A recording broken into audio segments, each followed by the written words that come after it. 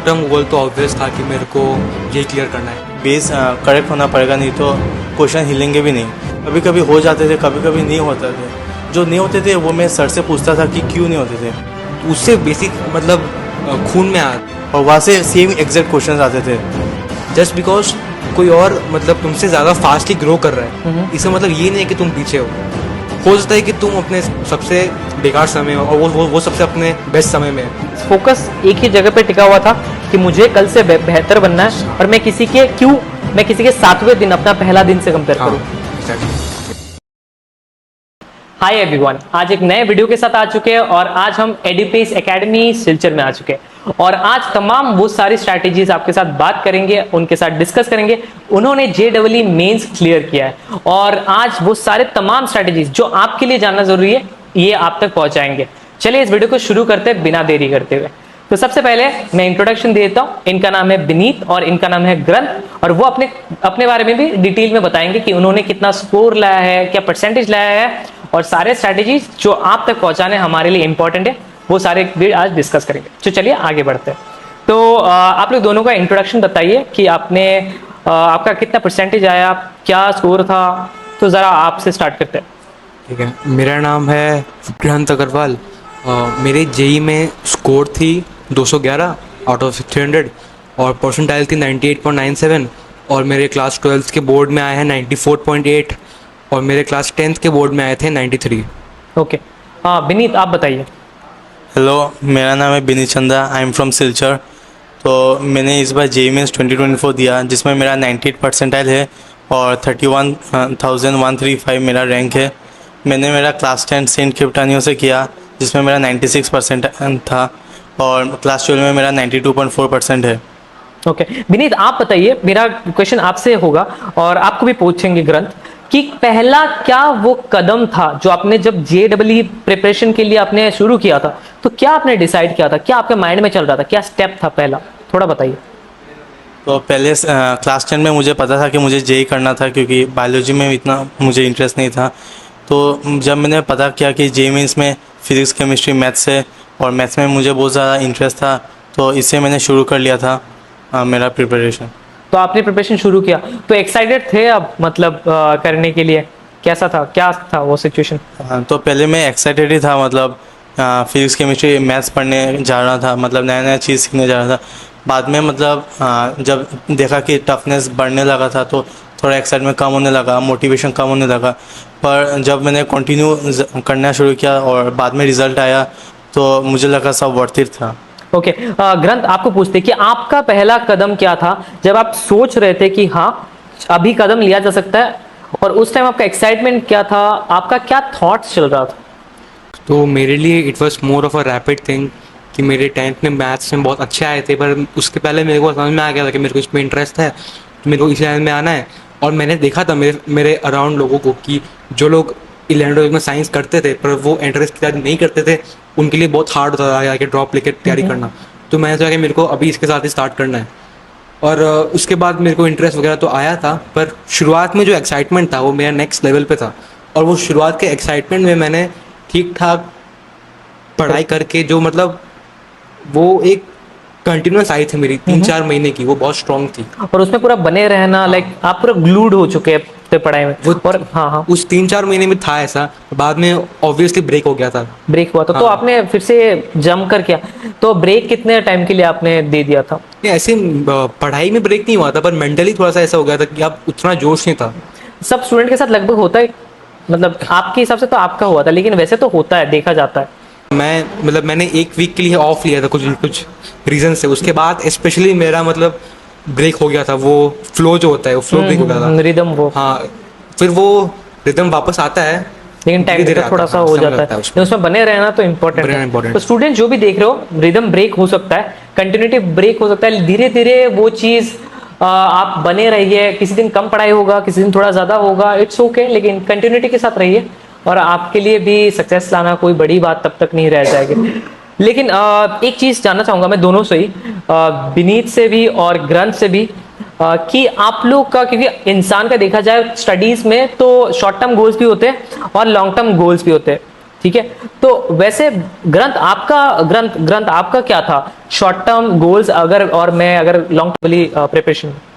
ये long term goal तो obvious था कि मेरे को ये क्लियर करना है। शॉर्ट टर्म स्पेशली मेरे लिए 11 की स्टार्टिंग में बहुत ज़्यादा इंपॉर्टेंट था, क्योंकि मेरे लिए था कि मेरे को ये बुक के सवाल सॉल्व करने हैं, इतने हार्ड सवाल सॉल्व करने हैं, एडवांस वाले सवाल मेरे को सॉल्व करने की उतना मेरे को अपने आप को बनाने के मैं सॉल्व कर पाऊँ सवाल एटलीस्ट। कि शुरुआत में स्पेशली हम लोग का लेवल बहुत लो होता है और एडवांस वाले सवाल का लेवल बहुत हाई होता है, तो अपने आप को पहले बिल्ड करना पड़ता है धीरे धीरे तक कि वहाँ के सवाल छू भी पाए एटलीस्ट। तो मेरे लिए वो था कि मेरे को और प्रैक्टिस करना है, सर की बात सुननी है, रेगुलर करना है, ताकि मैं वो सवाल सॉल्व कर पाऊँ और टेस्ट में अच्छा कर पाऊँ सर। क्योंकि शुरुआत में मेरे नंबर बहुत ख़राब आते थे, तो वो टेस्ट में अच्छा करना है, सवाल ज़्यादा हार्ड सॉल्व करने हैं, वो मेरे शॉर्ट टर्म गोल होते थे कि मेरे को करना है। और जैसे ही मान लो मेरे से लेवल 1 सॉल्व हुआ, लेवल 2 सॉल्व हुआ, तो मेरे को एक लगता था कि चलो अब सॉल्व हो रहा है तो मैं सही रास्ते पे जा रहा हूँ। कदम मतलब सही बढ़ रहे हैं आगे। हाँ। चलिए आगे बढ़ते हैं। विनीत, आपका क्या था short term and long term goals? Sir तो शॉर्ट टर्म गोल्स मेरा था कि एक चैप्टर अगर कंप्लीट हो जाता है तो पहले मुझे वो उसका पीवाईक्यू करना था, उसके बाद उसका लेवल 1 क्वेश्चंस, लेवल 2 क्वेश्चंस, उसके बाद सॉल्व करने के बाद मैं वो रिवाइज करता था। और जब मॉक टेस्ट सर लेते थे तो उसमें अगर मार्क्स अच्छे आ जाते थे तो अच्छा है, बुरा मार्क्स आ जाने से मैं वो रेक्टिफाई करता था, देखता था कहाँ रॉन्ग है। तो वही शॉर्ट टर्म गोल्स है। और लॉन्ग टर्म गोल्स तो मतलब था कि पूरा चैप्टर कंप्लीट होने के बाद पूरा सब्जेक्ट का एक मॉक टेस्ट देना, वो मेरा लॉन्ग टर्म गोल्स था। तो विनीत, आप मुझे एक चीज बताइए कि जब एक स्टूडेंट को लगता है कि हाँ foundation of basic concept is very important, तो कितना इंपॉर्टेंट हो जाता है आपके लिए बेसिक्स बहुत, या फिर स्ट्रॉन्ग फाउंडेशन बिल्ड करना बेसिक कॉन्सेप्ट पे जेडब्ल्यू प्रेप अगर ले रहे हो, और कैसे आप इंश्योर करते थे कि आपके बेसिक्स अभी सॉलिड हो चुके हैं? सर तो मैं मतलब बहुत लकी मानूंगा कि मुझे क्योंकि मेरा क्लास 10 में मतलब बहुत अच्छे टीचर्स ने पढ़ाया, इसलिए मेरा बेस स्ट्रॉन्ग था। और जब मैंने देखा कि जेई में बेस बहुत इंपॉर्टेंट है, क्योंकि मतलब क्वेश्चंस सिंपल आते थे पर पूरा मतलब बेस करेक्ट होना पड़ेगा, नहीं तो क्वेश्चन हिलेंगे भी नहीं। तो मैं देखा कि मेरा बेस ठीक था, तो जब जब देखा कि मतलब क्वेश्चंस जब बनते थे उस समय मुझे लगता था कि हाँ मतलब कॉन्सेप्ट्स क्लियर है मेरा, और वही। ओके तो कभी कभी ऐसा लगता था कि कॉम्प्लेक्स क्वेश्चंस भी होते हैं, बेसिक कॉन्सेप्ट तो ठीक है लेकिन कॉम्प्लेक्स क्वेश्चन भी होते थे। कॉम्प्लेक्स क्वेश्चन को सॉल्व करने के लिए जड़ तो आपको पूरा आपका ग्रिप मजबूत होना पड़ेगा। तो कभी कभी ऐसा होता था कि बेसिक्स भी भूल जा रहे हो कभी कभी, और कॉम्प्लेक्स में चाहिए होता है कभी कभी, क्योंकि वहीं पे आप डॉट्स को कनेक्ट कर सकते हो, राइट? तो कभी कभी ऐसा होता था आपके साथ? सर तो कॉम्प्लेक्स क्वेश्चंस जो होता था तो मतलब कभी कभी हो जाते थे, कभी कभी नहीं होते थे। जो नहीं होते थे वो मैं सर से पूछता था कि क्यों नहीं होते थे। तो जब सर मुझे दिखाते हैं तो लगता था कि हाँ ये तो मतलब इजी था, पर मैंने ऐसा सोच नहीं पाया। और कॉम्प्लेक्स क्वेश्चन भी सिंपल ही होते थे, मतलब वो सोचना पड़ता था ऐसे। तो ग्रंथ, मैं आपसे पूछता हूँ कि आपने कैसे इंश्योर किया कि स्ट्रॉन्ग फाउंडेशन बिल्ड हो गया है, अभी बेसिक्स कवर्ड हो चुके हैं, और कितने हद तक एक स्ट्रॉन्ग फाउंडेशन या बेसिक्स कवर करना जेडब्ल्यू मेंस के लिए इंपॉर्टेंट है? देखिए, मैं अपने हिसाब से तो मेरे को लगता नहीं कि 10वीं के बेसिक्स उतने ज़्यादा इंपॉर्टेंट होते हैं जेई के लिए। पर जो 11th में था, देखिए सबसे ज़्यादा इंपॉर्टेंट अगर तुमको बेसिक स्ट्रॉन्ग करना है वो है कि तुम साथ साथ पे अपना होमवर्क करते हो। क्योंकि सर हम लोग को पहले क्लास में सवाल सिखा रहे हैं, उसमें वो हमको बेसिक्स सोचना समझा रहे हैं, फिर वो ईजी सवाल दे रहे हैं, तो उससे बेसिक मतलब खून में आता है, फिर बेसिक बार बार रिवाइज करने की जरूरत पड़ती नहीं है, स्पेशली फिजिक्स में। ओके फिजिक्स में अगर आपने मैकेनिक्स से एक बार बेसिक्स देख लिया है तो आपको इवन 2 साल बाद भी आपको लगेगा नहीं कि मेरे को फिर जाकर देखता है वो चीज़। ओके तो आप अगर उस समय अपना मतलब एफर्ट डाल के उसको ठीक से ले लेते हो, फिर आपको दिक्कत नहीं होने वाला बेसिक्स में, स्पेशली फिजिक्स में। और मैथ्स में भूलते हैं बार बार, पर उसमें इंपॉर्टेंट है कि आप नोट्स को अपने साथ रखो, उसको देखते रहो बार बार। तो कभी कभी स्टूडेंट्स प्रैक्टिस करने में भी, और एक्यूरेसी एंड स्पीड भी इंपॉर्टेंट है ना मैथ्स में? मैथ्स में स्पेशली जेई का थोड़ा सा हार्ड होता है, तो उसमें एक्यूरेसी जेई में हर समय से बहुत ज़्यादा इंपॉर्टेंट है। सबसे ज़्यादा important cheese is not knowledge, it's accuracy. क्योंकि ज़्यादातर बंदों ने मान लो 150 स्कोर किया है, उनको लगेगा कि वो 200 स्कोर कर सकते थे इजीली, उनको आता था, पर वो सिली मिस्टेक छोड़ देना, एग्जाम में नहीं होना। तो एक्यूरेसी अगर ठीक कर ली तो अपने आप ही हो जाता है। हो जाएगा, right? और स्पीड का ऐसे उतना फ़र्क पड़ता नहीं है, क्योंकि ऐसे मैथ्स उतना सॉल्व नहीं करता कोई, ओके करता है सॉल्व। तो ग्रंथ, आप बताइए मुझे कि देखिए कभी कभी मोटिवेशन हर एक इंसान लूज कर देता है किसी पॉइंट ऑफ टाइम पे स्टडी में आगे जाके।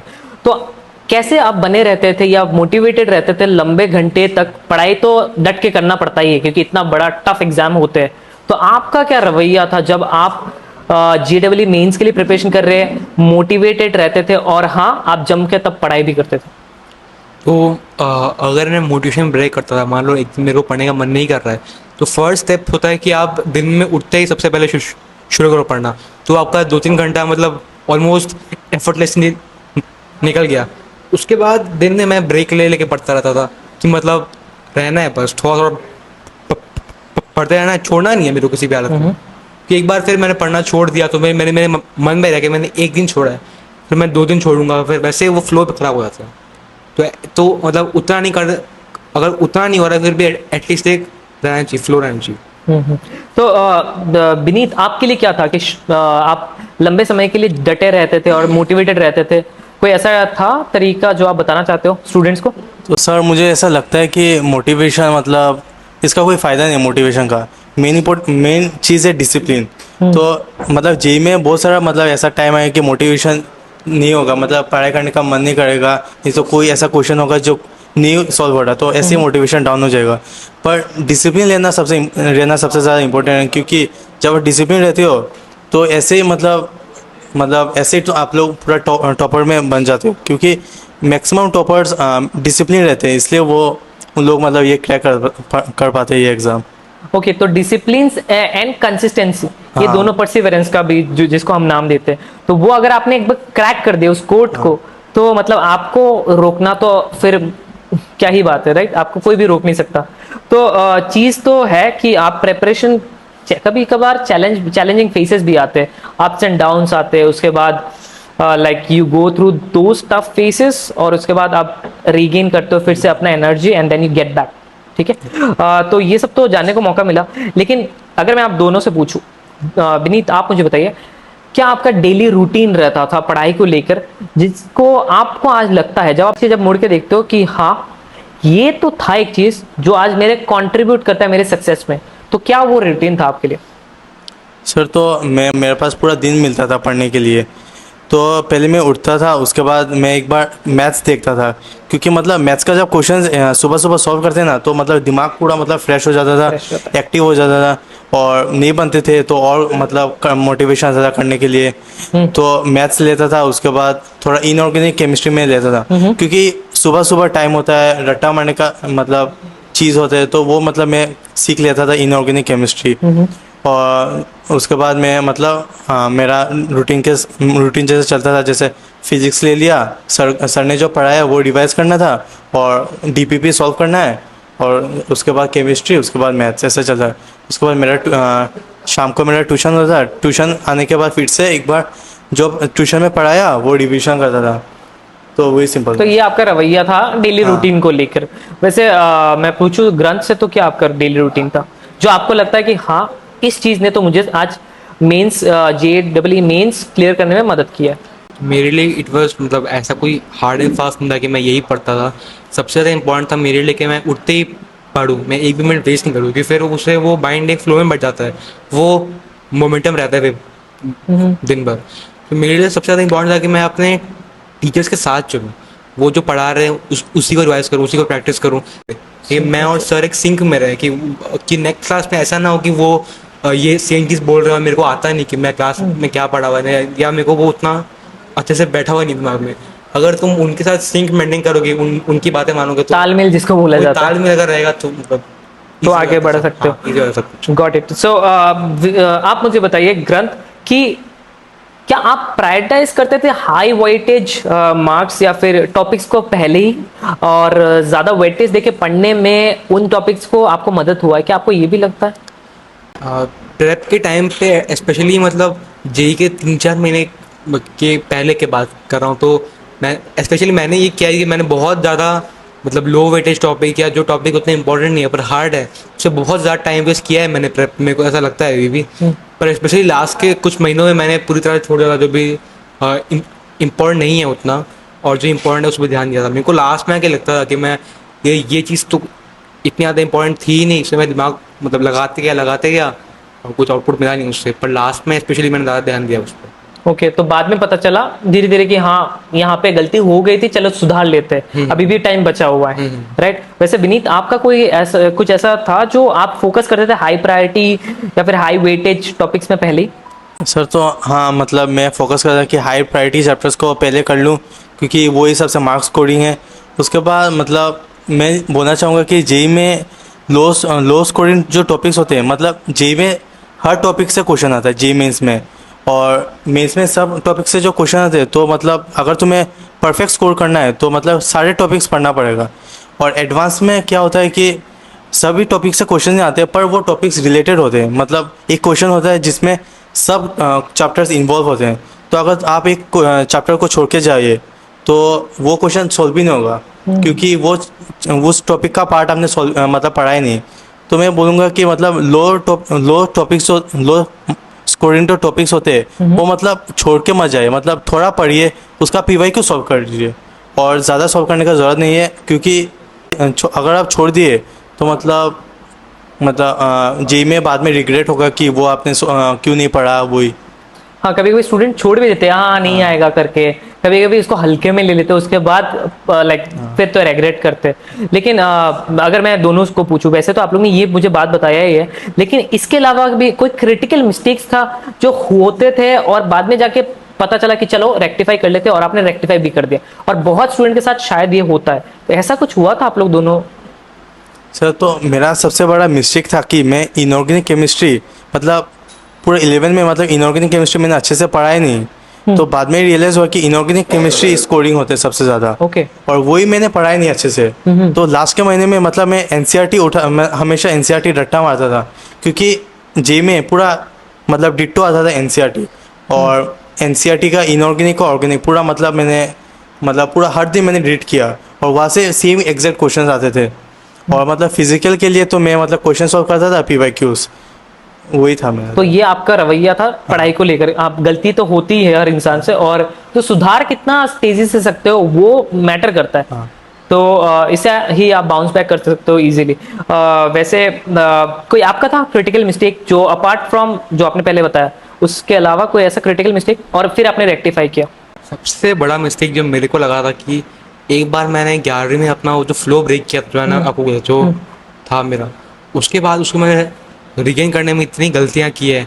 सबसे बड़ी गलती थी मेरी जो मैं आज तक सोचता हूँ वो था कि मैं औरों को देखता था कि और कितने नंबर आ रहे हैं, कि मतलब पहले जैसे नंबर आते थे मेरे वैसे अभी क्यों नहीं आ रहे हैं, उससे मैं ज़्यादा स्ट्रेस था। इंस्टेड कि मैं सोचूं कि मैं अभी जहाँ पर हूँ वहाँ से मेरे को आगे बढ़ना है, जस्ट बिकॉज कोई और मतलब तुमसे ज़्यादा फास्टली ग्रो कर रहा है, इसका मतलब ये नहीं है कि तुम पीछे हो। हर किसी का अच्छा समय आता है, खराब समय आता है। हो सकता है कि तुम अपने सबसे बेकार समय हो और वो सबसे अपने बेस्ट समय में है, तुम उसको देख के डिप्रेस फील कर रहे हो और आगे नहीं बढ़ रहे हो, और फिर वहीं पर रह जा रहे हो तुम।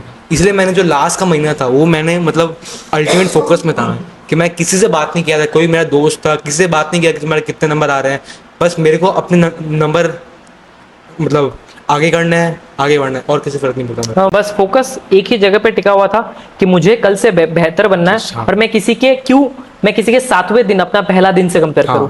Exactly, yes. तो बढ़िया बात कही है आपने कि हाँ खुद के कंप्यूटर हम खुद बन जाए, इससे बड़ी बात क्या हो सकती है। हाँ, क्योंकि हमको लगता है कि इससे हमको मोटिवेशन मिल रहा है, पर रियल बात ये है जो मेरे को रियलाइज हुआ है कि मोटिवेशन खाली तभी मिलता है जब तुम और उसे अच्छा कर रहे हो।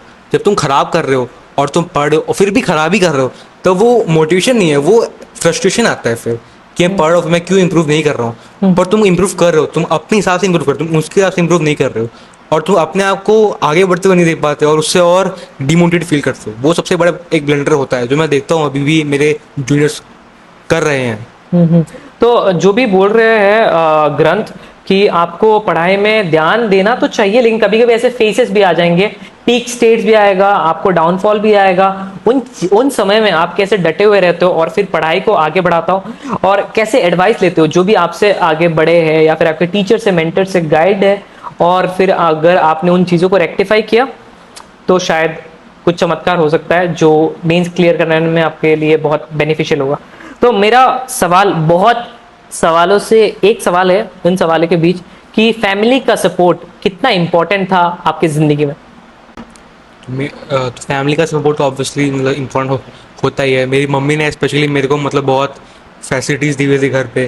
तुमको कोई काम करने की ज़रूरत नहीं है, तुम आराम से अपने घर अपना रूम बंद करके पढ़ो, कोई कुछ चाहिए तो मैं आपको एक साइलेंट इन्वायरमेंट मिलता था जहाँ पे आप पूरे फोकस, पूरे शिद्दत से उस बुक को पढ़ते थे जो Mostly, हाँ। आपको आगे बढ़ाने में मदद करेगा। हाँ, मतलब 90% ऑफ टाइम मेरे को मतलब अच्छा फैसिलिटीज़ दिया हुआ था घर से कि तुमको कोई भी बुक चाहिए, कुछ भी चाहिए तो मैं दूंगा, मतलब मैं दूंगी या मैं दूंगा।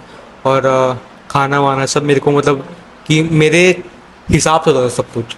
तो कि इस समय- अनडिवाइडेड अटेंशन आप उसमें बैठा सकते थे क्योंकि आपका वो प्रिविलेज है भी। हाँ। क्योंकि किसी किसी के घर पे पढ़ाई के साथ साथ हाँ। कुछ काम करना पड़ता है क्योंकि कोई और ऑप्शन नहीं होता है, तो वो भी मैनेज करते हैं। लेकिन आपके केस में थोड़ा सा प्रिविलेज था, privilege था। Undivided attention, Yes. आप उस चीज पे फोकस कर पाते थे। Yes. लेकिन विनीत, मैं अगर आपसे पूछूं, आपका फैमिली का सपोर्ट कितना बढ़िया था जब आप देखते हो आज, हाँ पीछे मुड़ के देखते हो, हाँ बहुत था। सर तो मेरा फैमिली ने मुझे बहुत सपोर्ट किया कि उन्हें पता था कि मतलब मैं जेई देने वाला हूँ, ये बहुत टफ एग्ज़ाम है, बहुत कंपटीशन है। तो उन्हें पता था कि मतलब कंपटीशन तो बहुत ज़्यादा है, टफ है। तो बच्चे मतलब मुझे मतलब मतलब वही टाइम देना पड़ेगा वही। तो मुझे अच्छा मतलब अटेंशन मिलता था मेरा फैमिली से। फैमिली से, और फैमिली के अटेंशन नहीं होगा और फैमिली अगर हमको सपोर्ट नहीं करता है, बैकअप नहीं करेगा, तो कौन और करेगा? हाँ वही। सबसे पहला पिलर ऑफ सपोर्ट या पिलर ऑफ स्ट्रेंथ वही होते हैं, राइट? तो विनीत मुझे एक चीज बताइए कि फाइनल मंथ में प्रेपरेशन कैसा दिखता था? वैसे जब आपका केस में पूछूं कि आप ऐसे सोचो कि हाँ मैं अभी पूरा तरीके से प्रिपेयर हो चुका हूँ, लगभग इंश्योर करते हो कि हाँ सब कुछ अभी अटेम्प्ट किया जा सकता है, क्या था उससे, क्या what was there in your mind? Sir तो फाइनल मतलब मंथ्स में मतलब मैं तो मेरा सिलेबस भी कंप्लीट था, तो मैं मॉक टेस्ट देता था। तो कभी कभी मॉक टेस्ट में बहुत खड़ा मार्क्स आ जाते थे, तो मतलब बहुत डिमोटिवेशन फील होता था, लगता था कि कैसे जेई क्रैक होगा। पर कभी कभी अच्छा मार्क्स भी आते थे, तो उस समय लगता हाँ ठीक है। तो मतलब मैं बोलूँगा कि फाइनल मंथ्स में मतलब ज़्यादा मॉक टेस्ट दो, और कभी बुरा मार्क्स आने से वो उसे मतलब रेक्टिफाई करने का ट्राई करो। और तुम वो मतलब जूनियर्स को मैं ये बोलूँगा कि मॉक टेस्ट में मतलब सभी का कम मार्क्स आते थे, मतलब आता है जब पहले पहले देते हो, पर बाद में मतलब ठीक हो जाता है। तो वही बोलूँगा कि मॉक टेस्ट जितना दे सकते हो दो फाइनल मंथ्स में, और नया पढ़ने का ट्राई मत करना फर्स्ट मंथ में, क्योंकि उसका कोई फ़ायदा नहीं होगा। फाइनल मंथ्स में नया पढ़ने को नहीं हाँ। ट्राई कर कि सब भी फिर भूल जा सकते हैं। भूल जा सकते हैं। और वो तब जब आप नया पढ़ेंगे तो एग्ज़ाम में लगेगा कि हाँ मैंने तो ये पढ़ा है, पर एग्ज़ाम में तो वो नया बेसिक क्वेश्चंस तो नहीं आएंगे, वो थोड़ा टफ होके आएंगे। तो उस समय टाइम वेस्ट होगा एग्ज़ाम में, और वो टाइम वेस्ट होगा, और बाकी क्वेश्चन जो आप कर सकते थे वो भी आप कर नहीं पाएंगे। तो मैं बोलूँगा नया मत पढ़िए, जो आपने पढ़ा था वही रिवाइज करिए, और मॉक टेस्ट हमेशा दीजिए। एक भी मॉक टेस्ट मत छोड़िए, क्योंकि मॉक टेस्ट से आपको रियलाइज़ होगा कि आप कितने स्कोर कर पाएंगे, और एग्ज़ाम में फाइनल स्कोर क्या आ सकता है। ओके, मैं आपसे एक लास्ट क्वेश्चन पूछूंगा ग्रंथ से, कि ग्रंथ एक पीस ऑफ एडवाइस जो आप देना चाहते हो हर एक स्टूडेंट को जो आज प्रिपेयर कर रहे हैं जेडब्ल्यू मेंस, तो वो क्या एडवाइस होगा, टॉप पीस ऑफ एडवाइस? वैसे तो मैं ऑलरेडी बोल चुका हूँ कि अपने आप पे फोकस करो वगैरह वगैरह। पर उसके अलावा मैं बोलूँगा कि अपने टीचर्स की बात मानो, उनके साथ रहो, सिंक में रहो, उनसे ना तो आगे भागो ना पीछे भागो कि उनसे बाहर जाके मैं कुछ पढ़ रहा हूँ ना या फिर उनसे नीचे मैं कुछ पढ़ूँ, उनके साथ रहो बस। कि एक रहना चाहिए कि मैं मैं सब बात मान रहा हूँ अपनी टीचर्स की, वही रहना है। ओके, तो डिसिप्लिन भी बहुत इंपॉर्टेंट, राइट? तो ये सारा चीज हमने इनसे जाना है और इनसे ये डिस्कस करके हमने आपको सारे की टेकअवेज दिए हैं इस सेशन से। मुझे उम्मीद है कि आपको बहुत सारा चीज जानने को मिला है इस सेशन से, और आपके भी बेनिफिट में आएंगे और आप भी जेडब्ल्यू मेंस क्लियर करने में आप सक्षम होंगे। तो इस वीडियो को इतना तक ही रखेंगे। बहुत अच्छा लगा हमें आपसे बात करके, विनीत एंड ग्रंथ, आप दोनों से तमाम सारे वो क्वेश्चंस किए जो एक जेडब्ल्यू मेन स्टूडेंट को जानने में भी बहुत मदद होता है। लेकिन एक चीज मैं सवाल पूछना चाहता हूँ, आपको कैसा लग रहा है ये इंटरव्यू में आके? विनीत आप बताइए। सर तो मुझे बहुत अच्छा लगा ये इंटरव्यू देखिए। मुझे ये मतलब अच्छा लगा कि मैंने बच्चों को बोल पा रहा हूँ मैंने क्या मिस्टेक किया, ताकि वो नहीं कर पाए और मुझसे भी अच्छा मार्क्स ला पाए। ये मैं मतलब प्रे करूँगा। हाँ, तो आप बताइए ग्रंथ, कैसा लग रहा है आज इंटरव्यू में आके? मेरे को अच्छा लग रहा है कि मतलब किस इंस्टीट्यूट ने मेरे को इतना मतलब फैसिलिटीज दिया, वहाँ के बच्चे और अच्छा करेंगे मेरे से भी। और तो इनके थ्रू से आपको पता चल रहा है कि ये भी मोटिवेट कर पा रहे हैं और यही स्टूडेंट्स आप तक पहुंच के आप भी जब पास करोगे आप भी मोटिवेट कर सकते हो दूसरे स्टूडेंट्स को और खुद भी इंस्पायर्ड हो जाओ, फिर तो आप क्लियर कर ही पाओगे। तो आज का वीडियो इतना तक ही रखेंगे और ये वीडियो जल्द से जल्द आप उन तमाम सारे बच्चों को शेयर कर दीजिए जिनको बेनिफिट होने वाला है JEE मेंस क्लियर करने में। मिलते हैं आप सबके साथ अगले वीडियो में। Till then, thank you so much.